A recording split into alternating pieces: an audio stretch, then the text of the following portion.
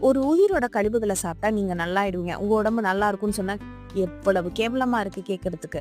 ஆனா அதுதான் உண்மை. என்னன்னா, உங்களுக்கு சளியோ, ஜுரமோ இல்ல ஏதோ ஒரு இன்ஃபெக்ஷனோ ஆயிருக்கு அப்படின்னு நீங்க டாக்டர்ட்ட போறீங்கன்னா, அவரு ஆன்டிபயோட்டிக்ஸ் பிரிஸ்கிரைப் பண்ணி குடுப்பாரு. இத போய் வாங்கி சாப்பிட்டா உடம்பு சரியாயிரும். நல்லது செய்ற பாக்டீரியாக்கள் சிலது இருக்கும், ஃபங்கஸ் இருக்கும். இதெல்லாம் கலெக்ட் பண்ணி லேபுக்கு கொண்டு போய் பெரிய பெரிய பாய்லர்ஸ் மாதிரி கண்டெய்னர்ஸ்ல போட்டு, அதுக்கு தேவையான carbon, nitrogen, minerals, vitamins, proteins இதெல்லாம் போட்டு ஒரு நல்ல ஒரு என்வாயர்மெண்ட்ல நல்ல ஒரு டெம்பரேச்சர்ல அதை வளர்ப்பாங்க.